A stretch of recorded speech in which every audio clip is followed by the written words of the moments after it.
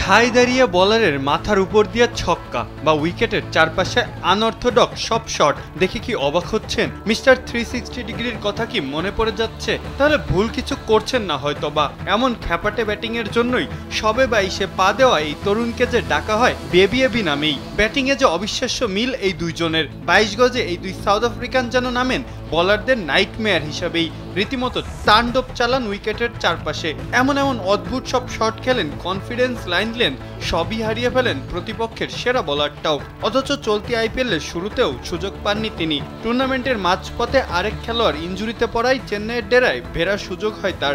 6 match খেলে run করেছেন 226, ছক্কায় মেরেছেন 17টা, স্ট্রাইক রেটটা 200-র কাছাকাছি।